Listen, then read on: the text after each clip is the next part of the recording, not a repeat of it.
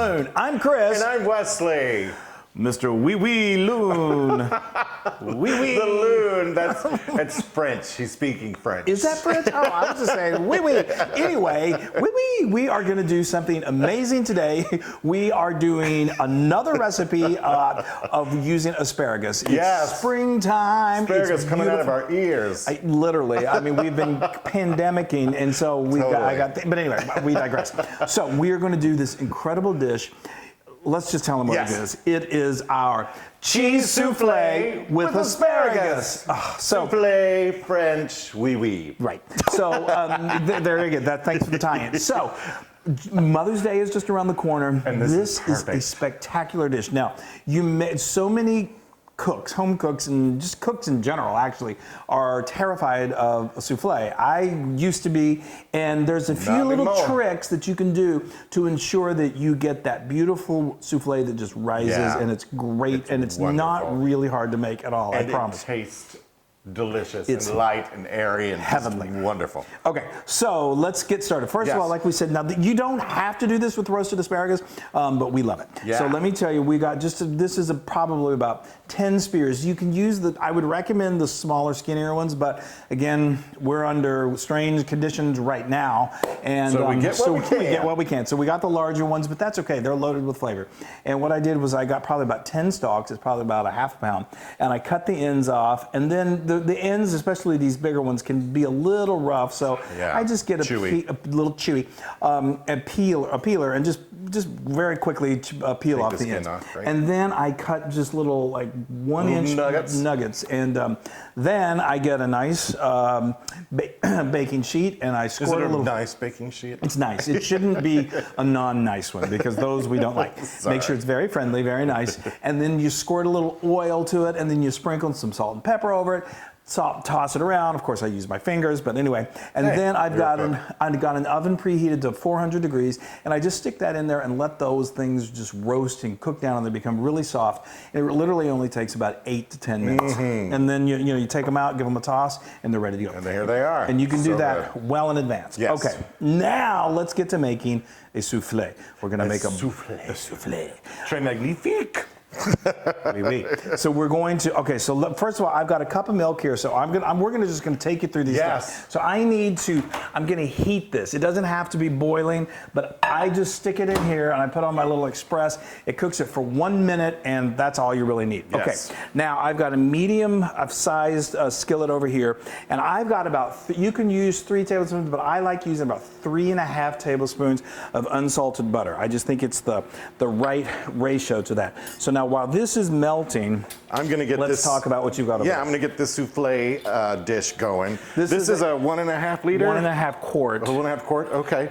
I believe it's a 1.4 liter. Okay, wonderful. So we obviously generously buttered this, and we're going to use some Parmesan cheese to coat this with as well. This is 3 tablespoons of Parmesan cheese, and I'm just going to... So it's sort of like when you flour, the inside of a cake pan when you're about to bake. It just creates a nice barrier for the souffle. And it's so good. Also, we just love serving this kind of family style, and by family, I mean Wesley and me, because we'll sit there and eat this whole thing in one selfing.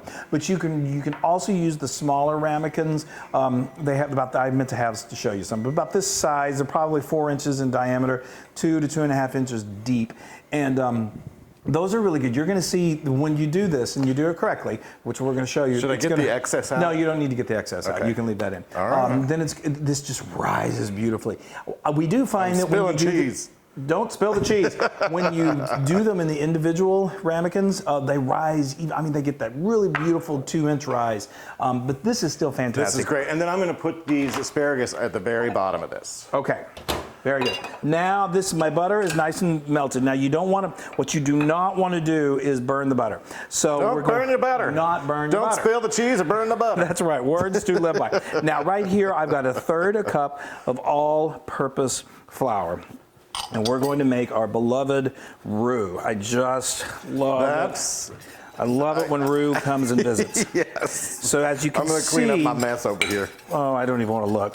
It's not that messy. So now you can see this is just, I've always said it kind of resembles wet sand. Now, flour in its form like what we just put in is raw, so it needs to be cooked to lose that raw taste. So this takes not long, about as long as I'm doing it here, anywhere from 30 seconds to a minute. You do not want it to start to brown, okay? Now, really quick, so I used cheese for the inside, or Parmesan cheese.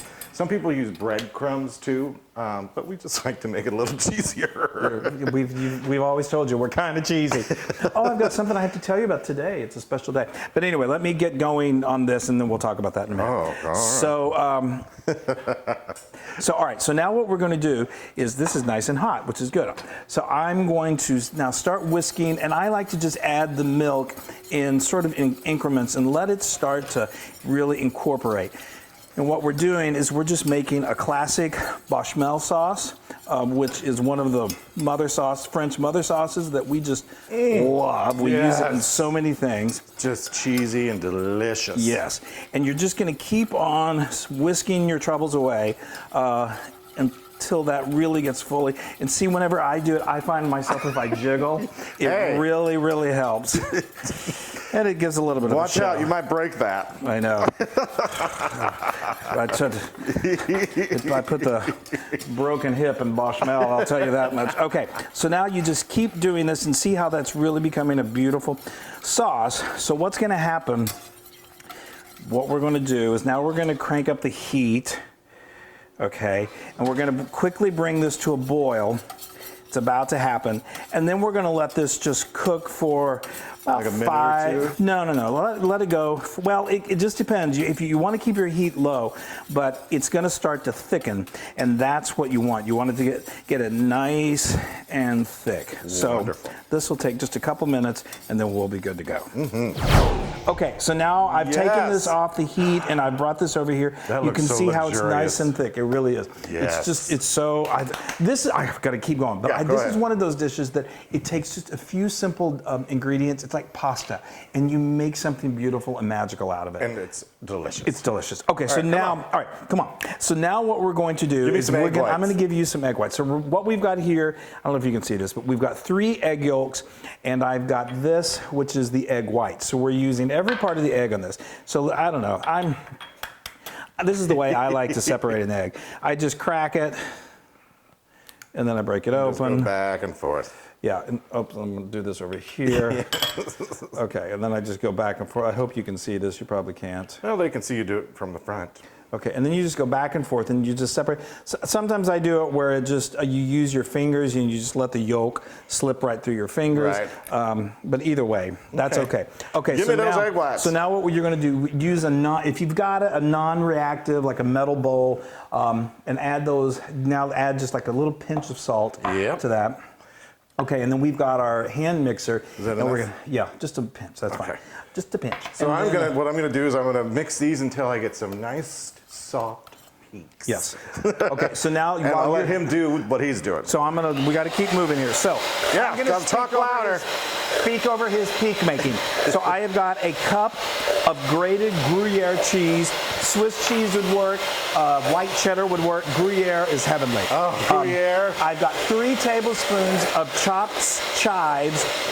The chives just add an incredible flavor. It's not too oniony. It's just delicious.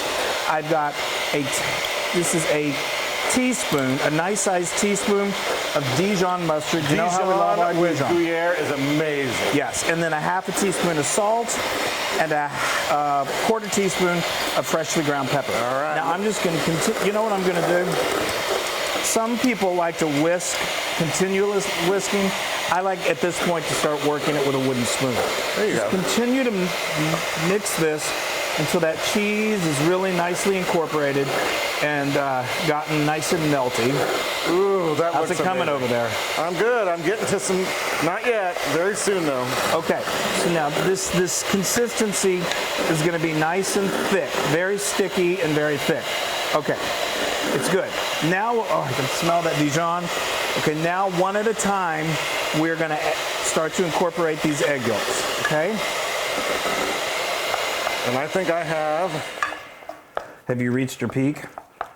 I've got some peaks. How's that? There we go. Good. So this is one of the important tricks. What he's doing right there. Don't get it too glossy. If you overdo it, it just becomes too glossy. And the reason that a souffle rises is what we're going to do is we're going to incorporate those egg whites that he's injected a lot of air into, and we're going to then fold it into this mixture in just a moment. And it gets nice and fluffy. That's what causes the souffle to rise. Now, eggs naturally, when you bake them, if you've ever made like a breakfast casserole or anything like that, of course, eggs as they bake, they naturally just kind of rise. But to really get that height, you want to get these egg whites in there so they're really, really nicely formed, and then it's going to cause this to rise beautifully. Okay. This is so perfect for Mother's Day. I can tell you. All right. Okay, so now I'm going to transfer this into a bowl. That's the perfect consistency. It's still nice and kind of gooey, but wow, oh wow, does it ever transform.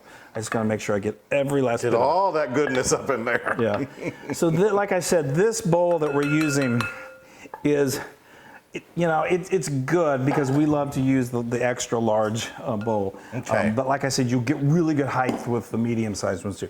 Okay, so now we're going to take about a third of these egg whites that the Loon just beautifully whipped into a frenzy, and just very carefully start to fold that into your egg mixture. Now you don't want to fold it too much. He probably already told you this, and I wasn't listening. No, well that would. You don't want to get rid of that fluffiness of the egg whites. You want to make sure that they're still somewhat fluffy when they're folded in. Yeah, you want to.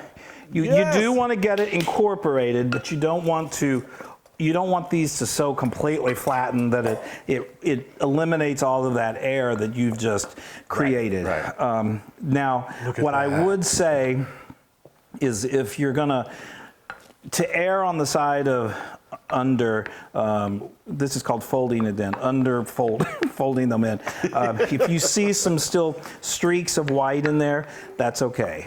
But this is looking good. This is the way you should do this. So as you guys know, we photograph our food as well for the blog. So we've made this probably, and plus we want to perfect the recipe, probably two times. So we've been eating souffle. Well, this isn't my first souffle rodeo. No, but I'm just saying. Okay. Yes, we love eating souffle. So now, if you just want to transfer that. I'm gonna while he's transferring, I mentioned something. So today, while we're filming this, just so happens to be our wedding anniversary. Oh. 28 years ago, in the month of May, in the year of 1992, with no big fanfare, we did have some friends and family there. We just got married because it seemed like the right thing to do. No license, just love. Yep. Just love. And, you're going to make me cry. So anyway. I can't cry over my souffle. Yeah, that'll flatten it for sure. It will not rise with, it may, with the tears of love. Anyway, okay, see, that is beautiful. There we go. Look at that. Okay, now just kind of gently spread that out. Now, I've got my oven still preheated to 400 from where we roasted the asparagus, although you can roast that asparagus way in advance. Yes. Like I said, this is just a really classic cheese souffle. If you just want to do the souffle without the asparagus, that's possible. Also, some folks stir the roasted asparagus into this mixture. I find that that's good, and it's still delicious. It's still wonderful, but it kind of impedes the rising sensation that you really want. So I think we're good. Come on, let's get that thing in like there. I have been talking my head off. No, you've been fine. All right, so we're going to put this in. Now, this is really important. No, it's going to go 27 minutes. Don't peek. Don't open that door, especially for the first 25 minutes, because it'll change the atmosphere. Yes. The heat. This is a dramatic or fleeting dramatic souffle. Yes. So leave it in there for no less than 25 minutes. We find that 27 minutes is perfect at 400 degrees, and we'll see you on the other side. Let's do it. Okay, folks. Woo, we're almost ready. Oh my gosh, the smell is incredible. I know, and we kept looking through the glass, not opening the oven, and it's risen. It's ready. It's ready. Okay. All right. Oh my gosh. Oh, wow. I'll get this. Thank you. Oh, look at that. Oh, It's just beautiful. that's glorious. Now, Now, that is incredible. So you see, I mean, look how, and it's just nice, and it's going to be a little soft and a little spongy on the sides, which is Yes. exactly what you want. woo-wee, that is perfect, Chris. That is great. That is one good-looking cheese souffle. It is. It is. Sometimes, sometimes it may crack open a little bit on the top. That's okay. I mean, it's beautiful. Yeah. But all right, are we ready to dig in? Okay. Let's do it. This is one of those things that you definitely want to serve it as soon as it comes out of the oven, because this beautiful puffing will begin Goes to away deflate. quickly. It's still going to be delicious. Trust us. You'll eat it until it's gone. But the impressiveness is, what did you call it? The dramatic. The fleeting drama. Just look at that. Oh, gorgeous. So gorgeous, light. gorgeous. Yes. Just make sure we get some of that asparagus in there. There we go. Oh, look at that. They'll see it better over on my side. Okay. Isn't that gorgeous? Oh, A yes. little more. All right. Okay, I know. I'm sorry, because I know you're going to eat a lot of it. Okay. Yes, there is some souffle. It's so light and so airy. So, I love that. smell. Look at that, people. Oh. Yeah. Oh, you know what you forgot? What? You usually add a little chive sprinkle on the sprinkle top. a little more chives. I think I Yes. used them all. That's okay. That's okay. I'm going to eat it anyway. Oh, yay. I'm so excited. Souffle.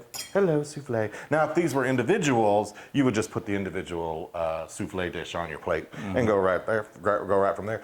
Okay.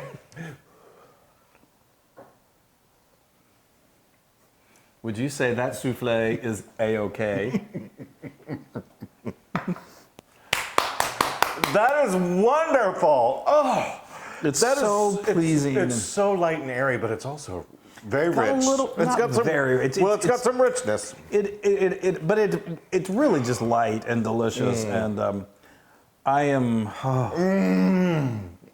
And tell me about. Well, tell us about what you're experiencing. We get the oohs and the ahs.